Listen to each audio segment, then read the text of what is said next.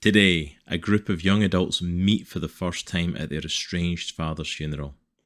But what happens when his demonic debtors come to collect what he owes them and take it from them? This is the Hexiles, number 1.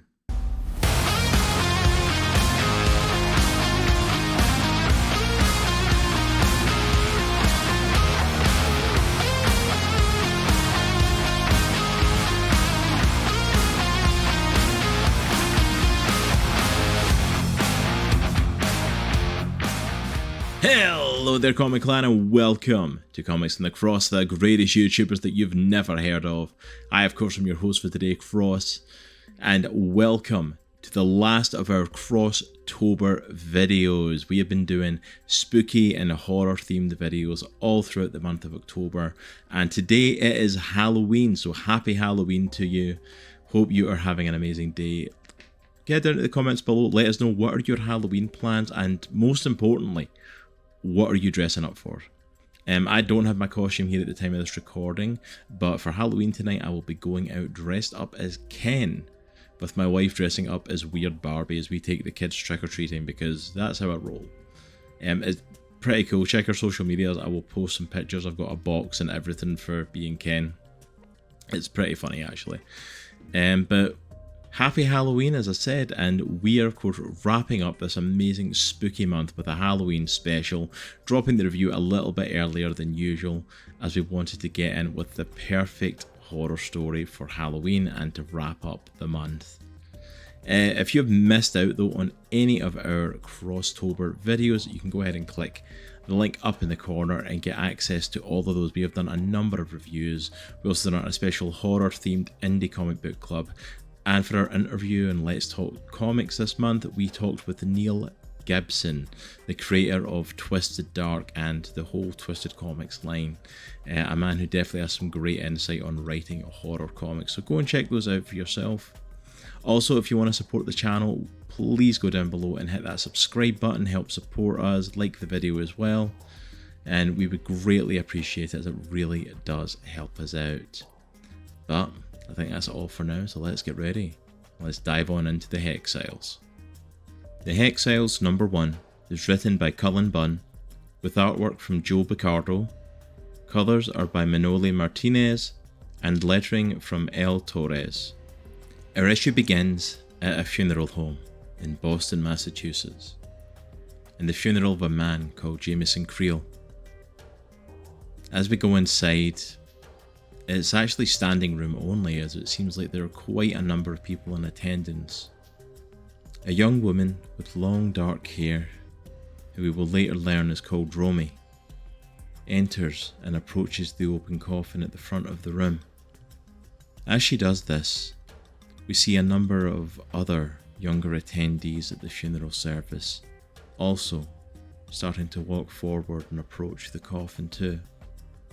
One of them is a young man with fiery red hair and glasses on his face, who we'll come to know as Argyle. He steps forward and looks down on Jamison Kreel lying in his open casket, and utters only 2 words to him. "Hi, Dad." As Argyle mentions this out loud, Romy turns and looks at him with her interest piqued and says, "You too?"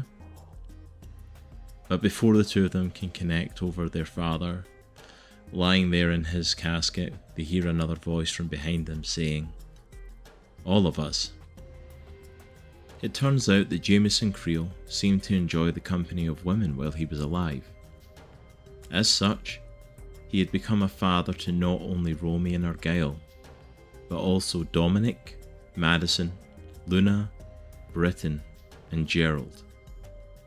7 half-siblings that all shared a father, and it seems that they all had the same awful relationship with their father too, as even though there were 7 of them, Jamison had no part in the lives of any of his children, and he never had. The only reason they even knew about the funeral this evening is that they had all received the same anonymous phone call telling them that their father had passed away and that the funeral service was at 8. Romy mentions that she doesn't even know how they would have gotten her number. Gerald says that clearly somebody's been keeping tabs on them even if their dad's not been in contact with them for quite some time. The rest of the group start to perk up and start to have conversations about why they've been called here at all this evening. Maybe their dad had some sort of inheritance for them. Maybe he's got a will with something of worth that they were going to get. At just this moment, a slender, elderly and frail looking man in a suit approaches the descendants of Jamison Kreel and tells them that they are indeed correct. They are the receivers of an inheritance. A birthright, if you will. This grabs their attention, and they begin to ask if you left them money, maybe an estate, although some joke amongst themselves that knowing their luck he's left them a mountain of debt. A creepy smile forms across the face of the frail man, and he says to them, no, nothing like that has been left for you. What you have been gifted is far more valuable than money. And you already know what it is. He then goes on to tell them that Jamison Kreel didn't have 2 pennies to rub together, didn't have anything for his name, but regardless of that, he was a man of power and influence, and in many circles, he was widely respected. The frail man does tell the group that their father left them with a debt of sorts. You see, to get his power and influence, Jamison made many bargains and pacts, and not content to make a deal with a devil, Kreel made a deal with many devils, that each of the children is a fulfillment of a promise made decades ago. Luna asks if that's why they are wrong, and she's told by the frail man that they aren't wrong, merely different, and they have a destiny. At this moment, Madison decides to peace out, as she has absolutely no intention of getting involved with anything to do with her father or this apparent destiny that she has. However, as she begins to leave, all of the other attendees at the funeral stand to their feet, and they, along with the frail man, begin to transform. He apologizes for leading the youngsters astray, but he never intended to imply that they had any sort of choice in this. One of the demonic attendees lunges forward at Madison and drives his arm straight through her gut. She stands there for a moment impaled, and as he removes his arm from her torso, she drops to the ground, seemingly dead. As the demonic horde readies itself to collect the debt of Jamison Kreel through his children, we finally learn what the gifts that they have received are, starting with Madison, as the wound in her torso heals itself with the blood of Destro. The rest of Kreel's descendants start to tear apart the demonic horde. Argyle transforms into a monstrous creature with form of Veilgroth the Brute.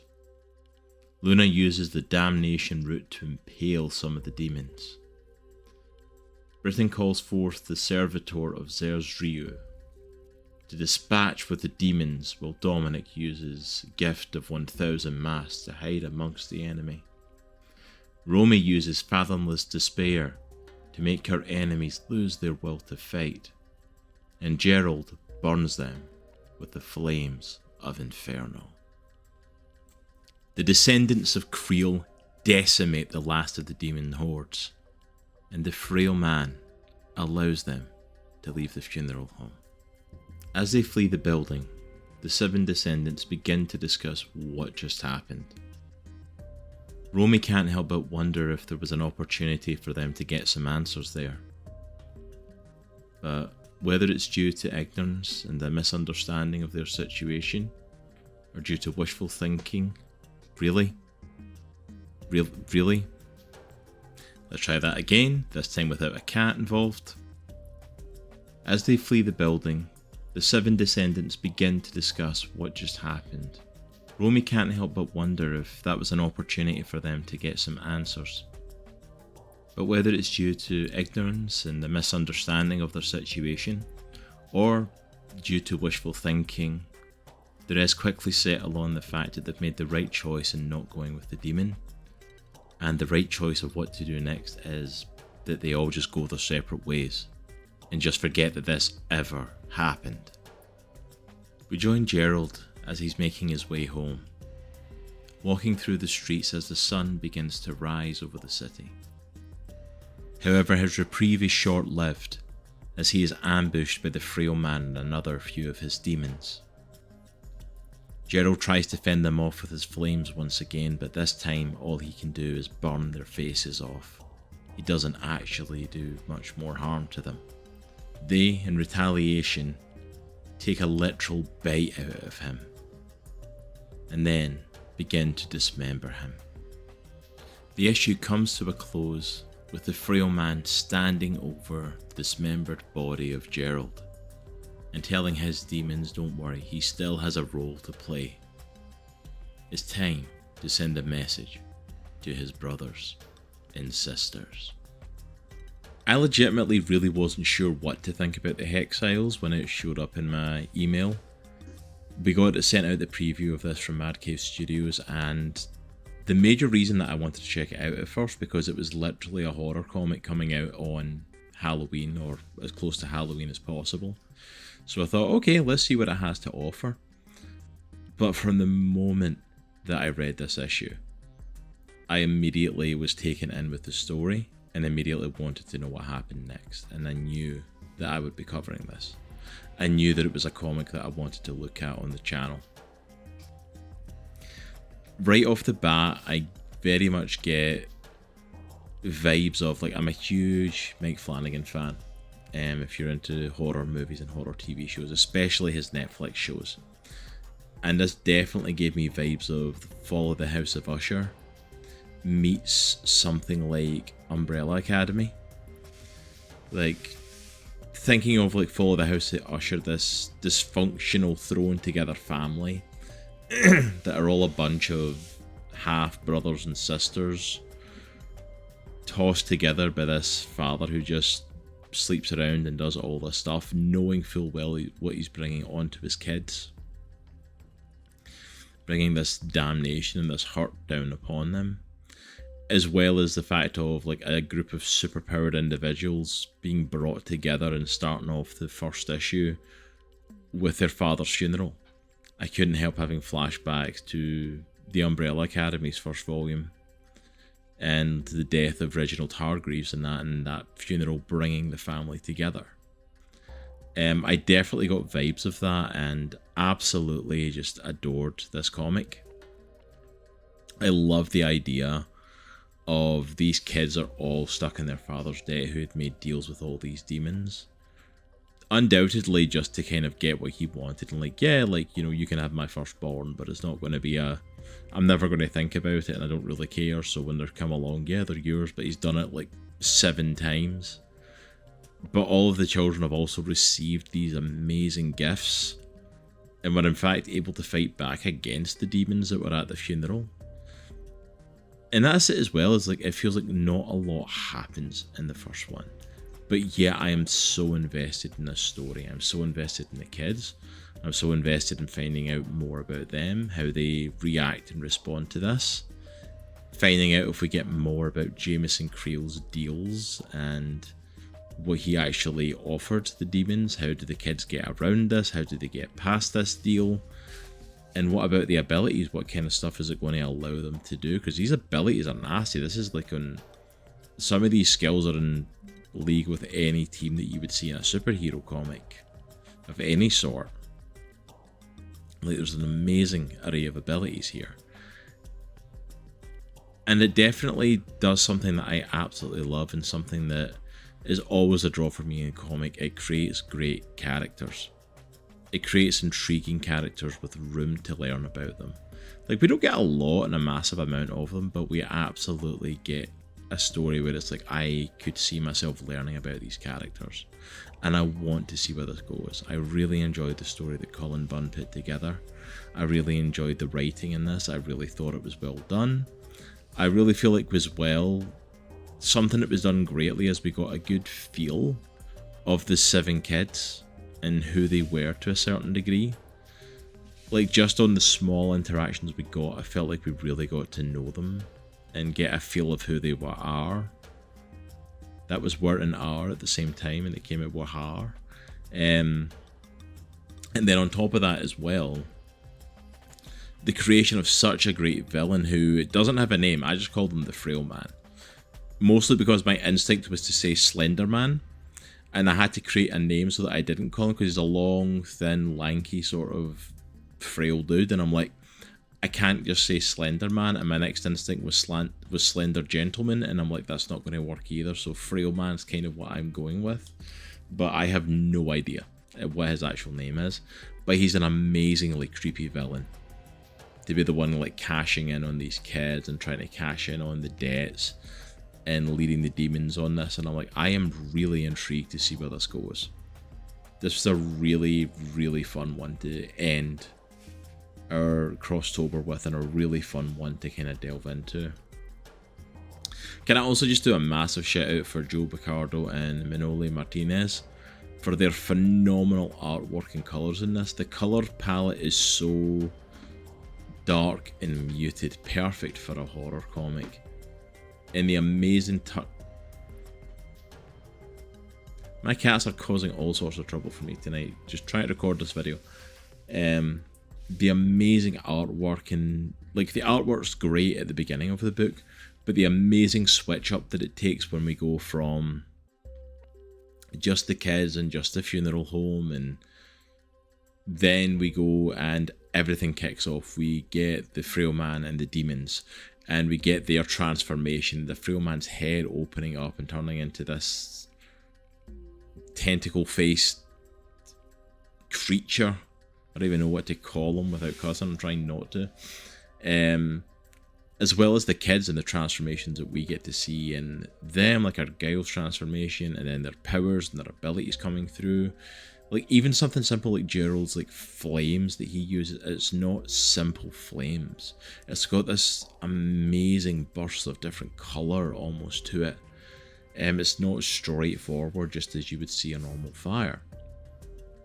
Everything has this really unique and interesting palette to it, and it's something that I've not really seen done, and this is a really interesting. I'm always impressed when people can do a really interesting take on the superhero family, like superheroes and families with powers and abilities. Like, you know, you talk about so many comics out there that do the superhero thing and do deconstructions of it and retellings of it and rehashings of it. You would think that literally there would be no more journey to go on that. But 100% the Hexiles is another interesting take on it. And yeah, it touches into stories. Like I can literally compare it to stuff that I've read or watched before. But it's done well. And I've said this before in reviews, like I don't think tropes are bad. There's a reason that we like to go back to them. But if you do a trope and do it well, for me that's a win. And doing like the dysfunctional family with the father making a deal with the demons, like it's stories that we've heard bits and pieces from different places, but it's done in a really interesting way. So for a special Halloween treat, if you have not gone and picked up Hexiles yet, I would highly recommend checking this out from Mad Cave Studios. This is a really intriguing one. Cullen Bunn is an amazing writer, and he's proved it here yet again. The artwork is phenomenal, the writing is phenomenal, and I'm really getting a taste for horror comics, and doing Cross-tober has been a great opportunity to delve into a variety of horror stuff that's in comics, because there's a really unique genre of horror there, and the Hexiles is like spot on. It definitely scratches that horror itch, so I would highly recommend going and checking this out. It is well worth the price of admission for it, and it's definitely one I'm going to be checking out when issue 2 drops. I'm not even sure when issue 2 drops, I'm assuming in November, but I will 100% be looking to pick it up and seeing where the Hexiles goes. I hope that you have enjoyed this. I hope you have enjoyed Cross-tober. Like I said, go and check out any of the videos that you've missed. We've touched on an amazing number of horror comics, as well as our indie comic book club, looking at The Devil That Wears My Face, and also getting to talk to Neil Gibson from Twisted Comics. But that's it for us for today. If you do enjoy the content here and want to get early access to everything, as well as supporting Comics in the Cross, then please go ahead and check out our Patreon and support us over there for as little as just $2 a month to get early access to all the videos from here, our gaming channel and our tabletop channel here on YouTube. Also as well, we are affiliates with BCW. You can see the link down there. Go to bcwsupplies.com and use code ComicsCross, save yourself 10% on purchases and also support the channel. But thank you so much for everything, guys. I hope you all have an amazing Halloween. Have fun trick-or-treating, have fun watching scary movies, have fun whatever you get up to tonight, and we will see you all next week. And remember, it's a good week to be a geek. Take care. We'll see you all soon. Peace.